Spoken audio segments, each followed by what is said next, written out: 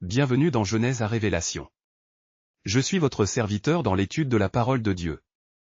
Aujourd'hui, nous découvrons l'un des passages les plus mystérieux de l'Ancien Testament, le combat de Jacob avec l'ange de l'Éternel au gué de Jabbok. Cette nuit va transformer à jamais le trompeur Jacob en Israël, le prince qui lutte avec Dieu.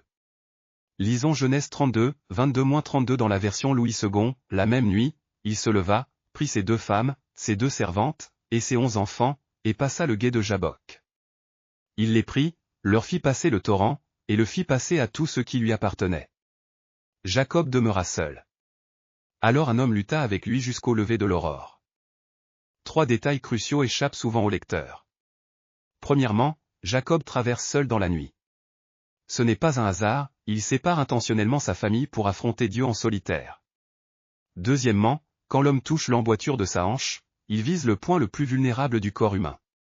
Cette faiblesse physique révélera sa vraie force spirituelle. Troisièmement, malgré sa hanche déboîtée et la souffrance intense, Jacob refuse de lâcher prise sans obtenir une bénédiction. Voici la vraie intercession, tenir ferme dans la prière même quand cela coûte tout. Le nom Jabbok signifie versement ou vidage. Jacob va être vidé de sa propre force pour être rempli de celle de Dieu. Ce passage révèle des transformations théologiques majeures. Jacob passe du trompeur au lutteur, au lieu d'utiliser la ruse, il engage un combat spirituel direct et honnête. Sa force humaine cède la place à une faiblesse bénie, sa hanche déboîtée devient le symbole de sa dépendance à Dieu. Enfin, celui qui a toujours fui ses problèmes accepte maintenant de les affronter face à face. Le changement de nom de Jacob, supplanteur, à Israël, celui qui lutte avec Dieu, n'est pas que symbolique, c'est une transformation d'identité complète. Israël devient le nom du peuple choisi, une nation d'intercesseurs qui lutte avec Dieu dans la prière. Alors que l'aube se lève sur cette nuit transformatrice, la création elle-même témoigne de ce mystère divin. Regardez comme il tient ferme malgré sa blessure. Les humains reçoivent cette grâce incroyable de pouvoir lutter avec leur Créateur. Sa hanche brisée le fait boiter, mais voyez sa détermination. Il refuse la bénédiction facile, il veut la vraie transformation. D'en haut, je vois le plan divin.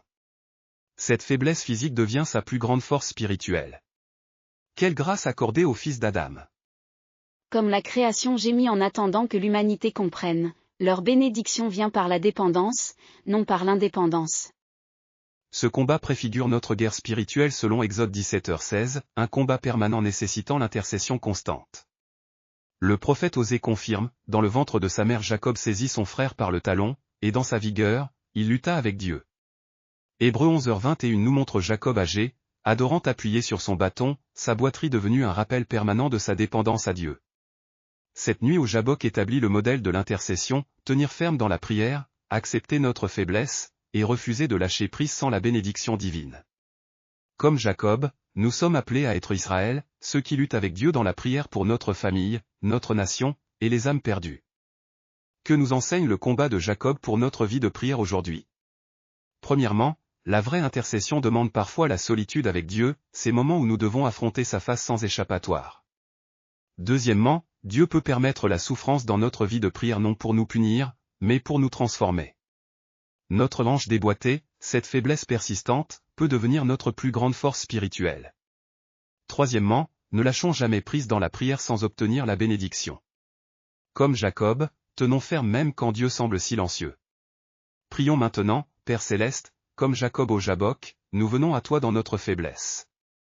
Transforme nos cœurs, brise notre orgueil, et donne-nous la grâce de tenir ferme dans l'intercession.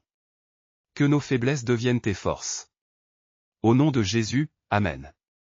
Que le Dieu de Jacob vous transforme par sa grâce. Abonnez-vous pour continuer cette étude de Genèse à Révélation, et partagez ces vérités avec ceux qui ont besoin d'encouragement dans la prière. À la prochaine.